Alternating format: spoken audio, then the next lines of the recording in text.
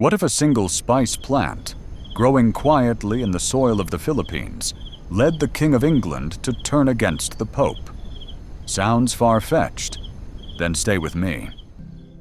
For most of human history, what happened in one corner of the world had little to no effect on the other. History was local. Consequences were contained. But then came a moment when the butterfly effect, once reserved for nature, began to apply to human history. A single decision in one empire could ripple across oceans, setting off consequences thousands of miles away. That moment began in the year 1521. From this year forward, civilizations east and west began to collide. In war, in belief, in commerce, and in ambition. The world became a shared stage. For the first time, humanity started to step into a single unfolding drama, one of conquest and rebellion, invention and collapse, tragedy, power and revelation. What was truly happening around the world in this pivotal year? In the West, power struggles ran deep. Charles V, Emperor of the Holy Roman Empire, was locked in a bitter conflict with France. While battle lines tore through the continent, another storm was brewing across the Channel.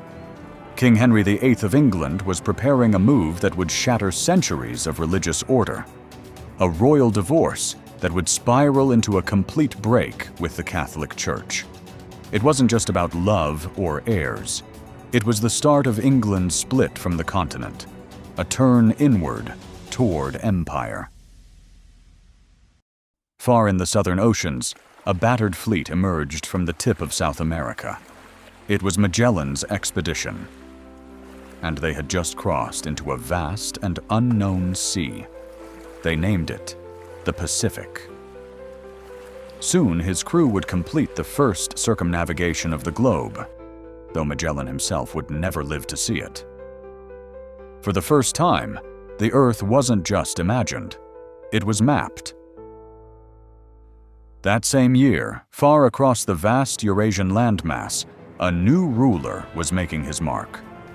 Suleiman the Magnificent, just 26 years old, had captured Belgrade, the key gateway to Christian Europe.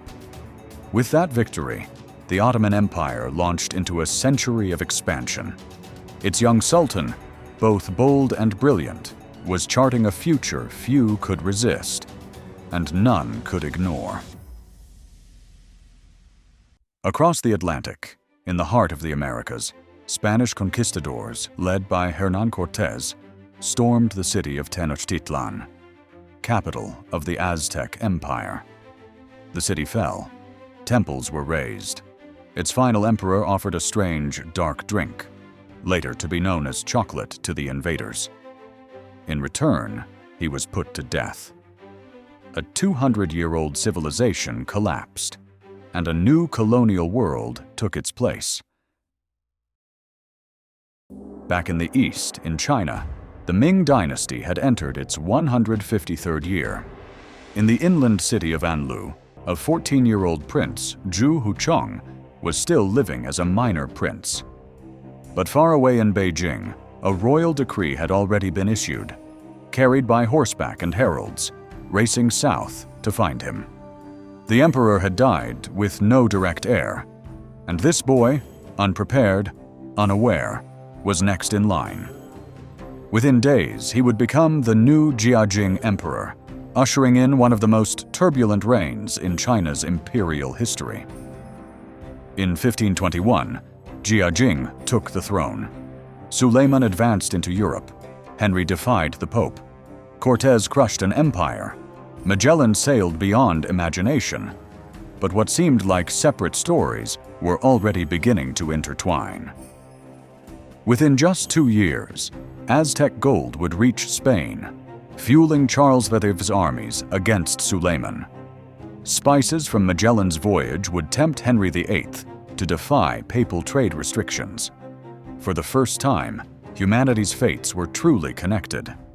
What happened in Tenochtitlan could alter decisions in Rome and echo across the halls of Istanbul and the palaces of Beijing.